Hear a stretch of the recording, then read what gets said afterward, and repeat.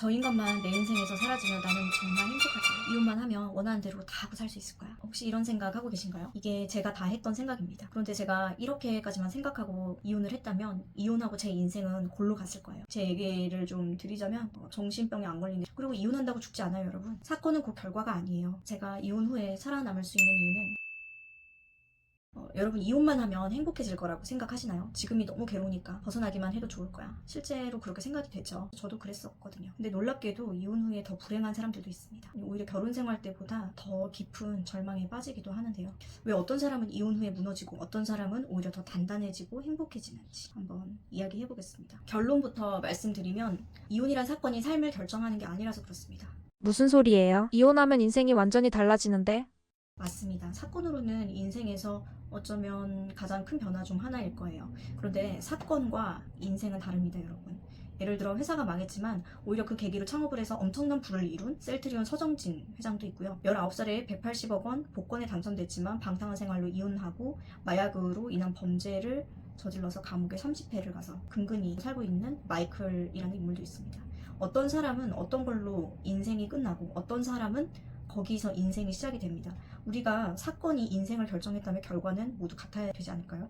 영혼을 위한 닭고기 수프라는 책 알고 계신가요? 작가이자 세계적으로 유명한 강연가 잭 캠필드가 세계적인 베스트셀러 석세스 프린서플에서 이거를 공식화했어요. 사건, 이벤트는 곧 결과가 아니다. 사건이 그 반응과 합쳐졌을 때 최종적으로 결과가 된다. 사건은 곧 결과가 아니에요. 이혼 자체가 성공이다, 실패다, 좋은 거다, 나쁜 거다가 아니에요. 우리가 이렇게 믿고 움직여야 하는 이유는 그게 진실이기 때문입니다. 사건은 이미 일어났고, 그래서 그 다음에 나는 어떻게 볼 거냐는 거죠. 이 옳고 그름을 자꾸 나누려고 하는 게 에고의 루프거든요. 우리가 어떤 통찰로부터 분별하는 것이 아니라 우리가 이혼이라는 사건에 무의식적으로 아픈 것이라는 이름표를 붙이니까 뇌에서는 자꾸 내가 이혼을 한다면 얼마나 아플까? 나한테 이런 일이 왜 일어났을까? 그 이유와 원인을 파악하려는 시도를 하는 거죠. 근데 이게 사실 답도 없고 또 해결되지도 않고 답도 아니니까 계속 같은 생각을 반복하고 있는 거죠. 그러니까 결국 내가 나를 잘 모르면 이혼해도 재혼해도 다시 이혼해도 또 똑같다는 걸 말씀드리고 싶어요. 너 자신을 알라. 이 말 너무 많이 들어서 식상하잖아요. 하지만 사실 인간이 평생 살아가면서 찾아야 할 질문이자 답이라고 생각을 해요. 우리가 평생 남을 내 시선으로 분석하면서 살지만 사실 정작 자기 자신은 잘 모르기 때문입니다. 나는 누구인가? 나는 왜 이런 선택을 했을까? 나는 그 사람한테 왜 끌렸을까? 나한테 이런 고통이 왜 찾아왔을까? 내가 이 고통을 반복하면서도 나는 왜 이걸 그만두지 않을까? 이 고통을 유지함으로써 얻는 이익이 무엇일까? 우리가 이런 질문은 하지 않습니다. 우리는 종종 상대를 악당으로 만들고 싶어 하죠. 그래야 내 고통이 설명되기 때문입니다. 이혼에 대한 책임을 상대 탓으로 다 돌리게 되면 일시적으로는 마음이 되게 편한 것 같기 때문입니다. 하지만 오해하지 마세요. 상대의 잘못을 덮으라는 얘기가 아닙니다. 무시하거나 분별하지 말라는 얘기가 아닙니다. 폭력, 불륜, 배신, 명확한 잘못은 잘못입니다. 하지만 이 분노, 우리가 두 번째 화살을 맞지 말라고 하잖아요. 첫 번째 일어난 어떤 사건에 대해서 사람이니까 당연히 분노하고 미운 마음이 들죠. 그 마음을 그대로 느끼고 생각한 다음 우리가 보아야 할 것은 내가 하나의 우주이듯 죽이고 싶은 그 배우자도 사실 하나의 우주고 생명이라는 거. 이 사실이 처음에는 너무 싫은데요. 받아들이기 싫지만 그렇지만 또 사실입니다. 서로 다른 상처와 결핍, 또 성장 과정, 가치관, 이 모든 것들이 사실은 다 다르기 때문에 부딪히는 건 당연하고, 그리고 나쁜 사람들은 보통 아프더라고요. 물론 아픈 사람으로 본다고 해서 이 사람들을 무조건적으로 수용해서 이혼하지 말라 이런 말은 아닙니다. 나를 존재론적으로 살피기 시작하면 상대방도 그런 시선으로 볼 수 있다는 거죠. 그래서 누가 더 나쁜 사람인가가 아닙니다. 그 잘못에 대해서 분별을 했다면 거기서 멈추고 이 관계에서 그러면 나는 무엇을 배울 거냐, 이 관계가 나한테 무엇을 가르치고 있는가, 이런 부분들을 생각을 해야 합니다. 주변에 이혼을 고민하게 된 계기가 사실 불륜으로부터 시작하는 경우가 굉장히 많이 있는데요. 그 배신감이 말로 표현할 수 없죠. 삶이 정말 무너지는 경험이고, 이렇게 멀쩡히 생활하고 있다가도 갑자기 가슴이 막 두근거리고 숨 쉬는 것조차 정말 힘들죠. 근데 몇 년이 지나서 나를 내 시선이 많이 회복되면서 이 과정을 다시 잘 넘기고 나면 사람들이 가장 많이 하는 말은 이 일을 겪고 나서 내가 달라졌다. 오만했던 제가 겸손해졌습니다. 진짜 나를 찾았습니다. 새로운 삶을 살게 됐습니다. 내가 만약에 이혼이라는 걸 겪지 않았다면 그냥 평생 남편을 믿고 아무것도 모른 채 살았을 것 같아요. 라는 얘기도 굉장히 많이 하시거든요. 우리가 고통 가운데 있을 때는 아무것도 보이지 않죠. 그리고 그 고통을 무시하거나 덮어버리면 그 고통은 반드시 다른 형태로 또다시 나에게 찾아옵니다. 하지만 이 고통을 마주하게 되면은 분명히 내 영혼에서, 내 인격에서 성숙과 성장이 일어나게 되거든요.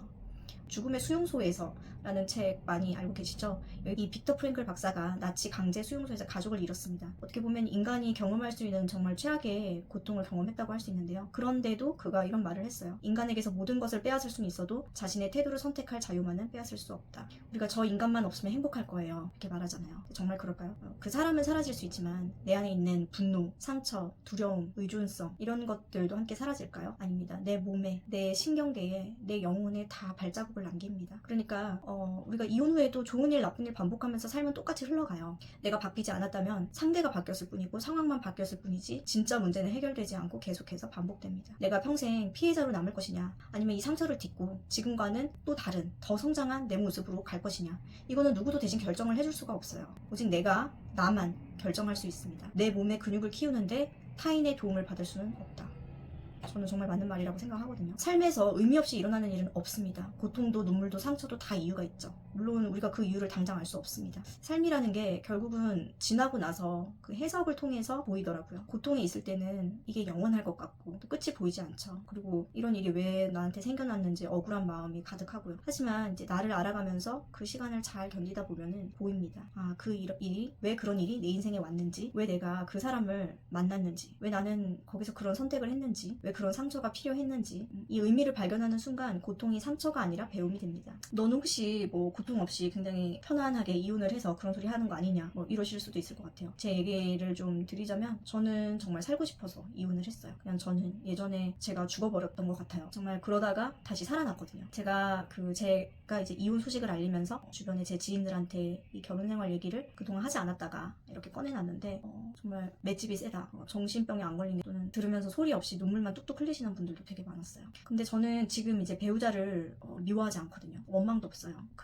그 또한 한 명의 영혼이고 존재로서 더 영혼을 잘 회복하고 아이들의 또 아빠로서 더 잘 되고 멋진 사람이 되기를 저는 진심으로 기도하거든요. 그때는 그냥 죽은 것 같았거든요. 제가 이미 죽어있는 내 자신을 마주하는 고통이었어요. 그렇지만은 지금 돌아보면은 그 모든 과정이 있었기에 지금의 제가 있었고 그래서 지금 이 모든 일들을 제가 굉장히 담담하게 얘기할 수 있는 것 같거든요. 저는 예전에 그 상처들을 얘기해도 눈물이 나거나 막 감정이 격해지지 않아요. 이제 제 마음속에서 그것들이 다 좀 소화가 된 느낌이에요. 오히려 그것이 이제 큰 의미의 사랑과 품어주는 것으로 바뀌는 것 같은 느낌도 들고 있습니다. 그래서 꼭 말씀드리고 싶은 거는 이혼이 여러분의 인생을 결정하지 않습니다. 사건을 가지고 우리가 결과라고 오해하는 경우가 있는데 이혼이라는 사건이 왜 나한테 왔고 난 이것을 어떻게 할 것이냐 이혼을 하고 안 하고는 그 다음이 문제지만 내가 이혼이라는 거를 보고 나는 어떻게 바라볼 것인지에 대해서는 적어도 나의 시선이 명확히 있어야 된다는 거죠. 그리고 이혼한다고 죽지 않아요, 여러분. 저도 아이 둘을 데리고 내가 혼자서 어떻게 키우면서 아이들한테 정말 부족하지 않게 잘하고 싶은데 그런 고민을 굉장히 많이 했었거든요. 그런데 이렇게 이혼이 여러분의 인생을 결정하지 않습니다. 그렇다고 자신을 제대로 돌아보지 않고 준비 없이 이혼을 하게 된다면 지옥을 경험하실 거예요.